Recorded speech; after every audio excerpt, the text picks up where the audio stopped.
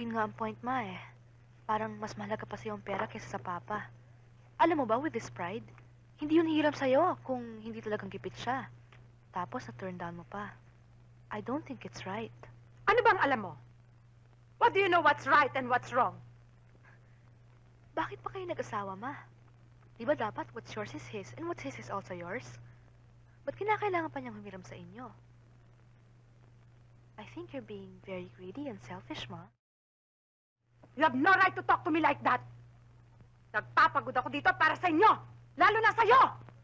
For me, Mama? For me or for Camille, your name? Cindy! Bumalik ka rito!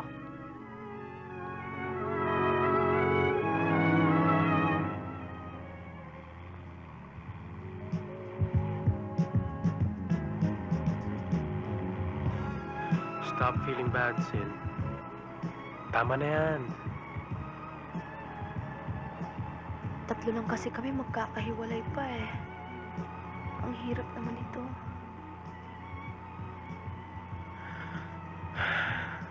Tampuhan lang yan. I'm sure everything will be alright. Maski anong mangyari, I'll still be with you, Sin. Thanks, Billy ah. Hindi ko nga alam ang gagawin ko ngayon eh.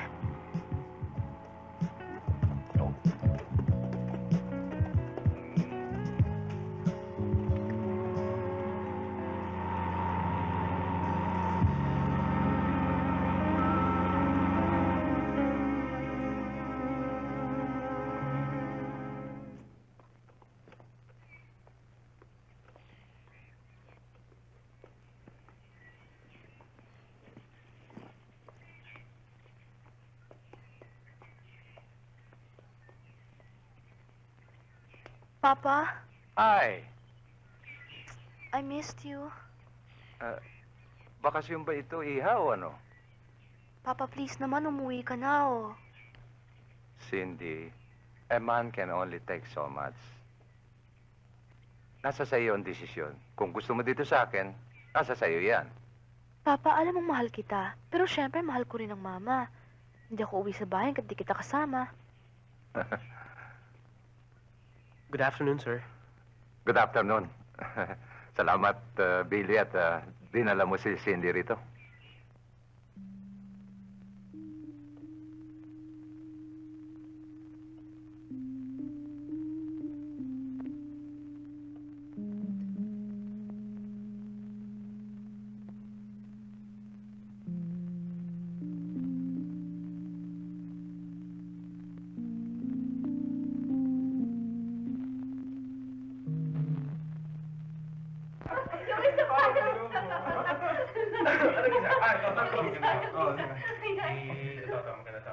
How does a moron brush his teeth? Para daw siya mag-brush ng teeth. Paano? Hindi, moron, hindi ako.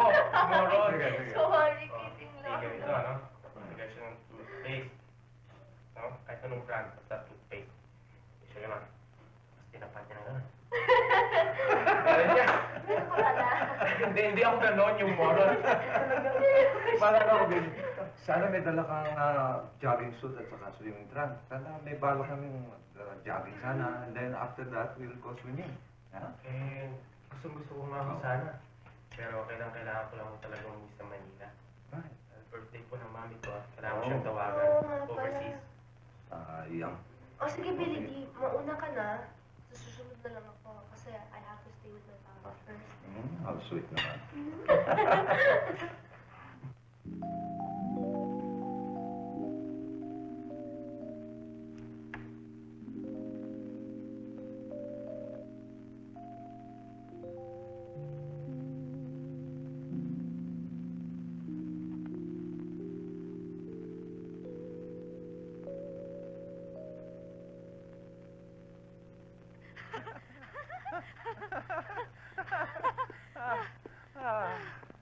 Pagod ka na pa? Oo eh. Siyempre pag nagkakaedad na may hinaan ang stamina. Ba't sabi ng Mama? Pag naligo ka daw right after jogging, magkaka-varicose veins ka. Maniwala ka naman sa mama mo. Wala namang iniintindi yun kundi magpaganda eh. Pasensya ka na, Papa. Napangasawa mo, ex-beauty queen eh. Tell me, Papa, namimiss mo ba siya? Siyempre, maaari ba namang hindi? After all, 17 years kami magkasama. But, what can I do? Success changes a person. Masyadong successful ang mamo sa kanyang business, kaya kahit na sino, hindi na niya kailangan. Sinong may sabing, hindi ko na kayo kailangan? Camille, Dick, I'm sorry. I need you both. Tama ka. Mali ako. Nakahanda na akong tumulong sa'yo sa lahat ng mga problema mo. Cindy. Ma, Cindy, forgive me. it's okay. paano mo nalaman na nandito kami? You know I love this place too.